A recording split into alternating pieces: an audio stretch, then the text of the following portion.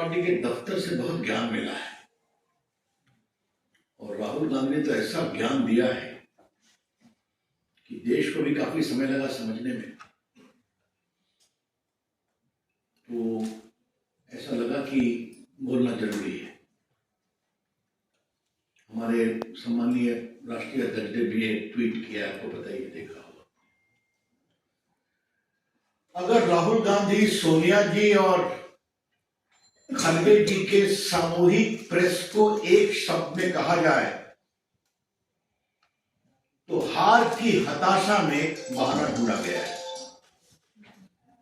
मैं फिर कह रहा हूं, आने वाले लोकसभा चुनाव में हार की हताशा में एक बहाना ढूंढा गया है। इन utter desperation of imminent defeat, the Congress party at the highest level sought to create an alibi today. कुछ तो बोले, लेकिन उसमें कांग्रेस पार्टी का अकाउंट अगर फ्रीज किया गया है तो देश का अकाउंट फ्रीज किया गया है। ये तो कमाल है भाई। मुझे अपने जेपी मूवमेंट के आंदोलन के दिनों की याद आ गई। Indira is India, India is Indira, याद है ना? इमरजेंसी का दिन, जेपी की अगुवाई, कांग्रेस पार्टी की हार, आप सभी जानते हैं। कांग्रेस पार्टी राजनीतिक रूप से सूख कर कांटा हो गई है, फिर भी कांग्रेस पार्टी का अकाउंट अगर फ्रीज हुआ तो देश का अकाउंट फ्रीज हुआ। Mister Rahul Gandhi, what do you mean by this? Don't insult Indian democracy. Rahul Gandhi, Bharat के लोकतंत्र को इस तरह से आप शर्मसार नहीं करें। ये देश आपकी पार्टी से बड़ा है, ये देश का लोकतंत्र आपसे बड़ा है। और आज इसी देश में आपने झूठ बोला है, गाली दी है और सब देश ने देखा है, टीवी पे चला है। तो आप झूठ बोल सकते हैं, गाली दे सकते हैं, देश सुन रहा है, आपको ये तक अधिकार है, और करें देश का लोकतंत्र नहीं। ये कौन सा तक? ये बात मैं बहुत विनम्रता से कहना चाहूंगा।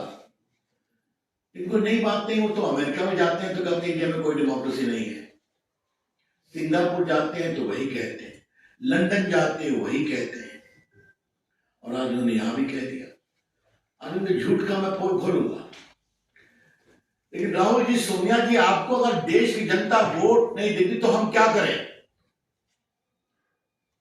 बीजेपी के राष्ट्रीय मंच से हम एक सवाल पूछना चाहेंगे। सोनिया जी, राहुल जी, खड़गे जी से कितना पूछा जाए देखते हैं। आज भी तो उनका नंबर 3 ही था प्रियोरिटी में, हालांकि वो राष्ट्रीय अध्यक्ष। अगर देश के लोग आपको वोट नहीं देते और आगे नहीं देने वाले हैं तो हम क्या करें?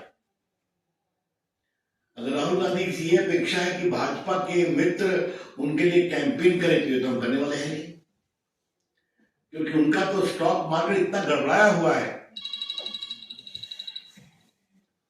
और आज मैं कांग्रेस के लोगों को एक बात कहना चाहूंगा। हम भी चाहते हैं कि विपक्ष के रूप में कांग्रेस पार्टी पनपे, कितना पनपे उनका विषय है, लेकिन कांग्रेस पार्टी अब समझे कि जब जब राहुल गांधी से मुंह खुलवाएंगे तब तक स्टॉक मार्केट को और गिरेगा। There is a gentle advice to the Congress party. We wish you well, but realize now the more you allow Rahul Gandhi to speak, the more you are losing the ground in the country. अभी आप सोच लीजिए।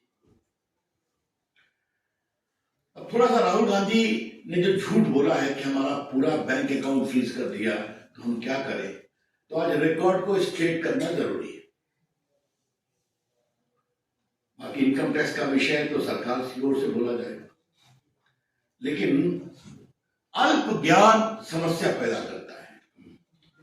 राहुल गांधी जी राजनीतिक विषयों पर कितना homework करते हैं तो आप जानते ही हैं, कानूनी विषयों पर भी जब बोलते हैं तो थोड़ी चिंता हो जाती है। इनकम टैक्स एक्ट का एक सेक्शन 13A है जिसमें सही है कि पार्टियों पर इनकम टैक्स नहीं लगता, लेकिन पार्टी को अपना रिटर्न हर साल फाइल करना पड़ता है, जिसे बताना पड़ता है कि 20,000 तक कितने हमारे डोनर्स हैं, 20,000 से ऊपर कितने डोनर्स हैं। और अगर आपने नहीं फाइल किया हर असेसमेंट ईयर में, तो आपका ये एग्जम्पशन खत्म हो जाता है। ये है section 13A। Let me repeat, under the income tax act section 13A, there is a clear provision that the political party is exempted from income tax, provided they file their return every year as to how much money has come of 20,000 rupees and duly certified auditor's report as to how much they have received from big donation. If you don't do it, you lose that exemption. ये बहुत basic चीज है जिसको समझना चाहिए। अब थोड़ा हम आपको बता दें कि ये जो चिल्ला रहे हैं, 6/7/21 को असेसमेंट ईयर 18-19 के लिए ऑर्डर पास हुआ कि उन्होंने रिटर्न फाइल नहीं किया था। रिटर्न फाइल नहीं किया तो एग्जम्पशन खत्म हो गया। एग्जम्पशन खत्म हो गया तो 105,17,29,635 रुपए का डिमांड रखा गया। और मैं आपको बता दूं, इनकम टैक्स एक्ट में धारा 220, धारा 221 में इस बात का पूरा प्रावधान है। कलेक्शन एंड रिकवरी 10 सेक्शन, कैसे कलेक्शन होगा, कैसे रिकवरी होगी, सर्टिफिकेट होगा, पेनाल्टी लगेगी। मैं पढ़ नहीं रहा हूं। There is an inbuilt mechanism, उसका टैक्स का प्रोसेस। आईटीओ ने नहीं किया तो आप अपील में जाएंगे, अपील ने नहीं किया तो आप कमिश्नर के यहाँ जाएंगे, कमिश्नर ने नहीं किया तो आप ट्राइब्यूनल में जाएंगे, ट्राइब्यूनल नहीं किया आप हाई कोर्ट जाएंगे, सुप्रीम कोर्ट जाएंगे। इससे ना संजय मायूख को मतलब है, डॉक्टर पात्रा को मतलब है, ना मुझे मतलब है, भाजपा को मतलब है। This is a routine tax process. और राहुल गांधी ने सफेद झूठ क्यों बोला है, यह आज देश को भाजपा के राष्ट्रीय मंच से जाना जरूरी है। हर जगह उनका स्टे रिजेक्ट हुआ, उस पेनाल्टी में अकाउंट फ्रीज हुए, टैक्स नहीं दिया और झूठ बोले यार। अब देखिए, इन्होंने जब इनको पेनाल्टी लगी तो ये सीआईटी अपील के यहां गए, ये स्टे एप्लीकेशन रिजेक्ट हो गया। बात को समझिए। इसलिए अब बिल्कुल रीजन ऑर्डर पर गया। उसके बाद फिर ये गए सीआईटी के यहां, कमिश्नर अपील के यहां, वहां भी रिजेक्ट हो गया। इनका देखा गया 135 crore tax plus interest add किया गया।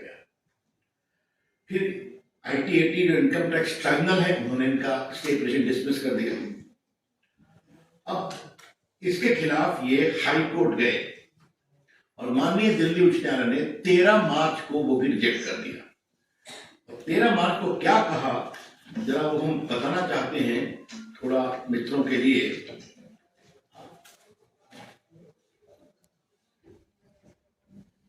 Court remark that it was badly handled matter and somebody from the Congress office went to sleep right from 2021.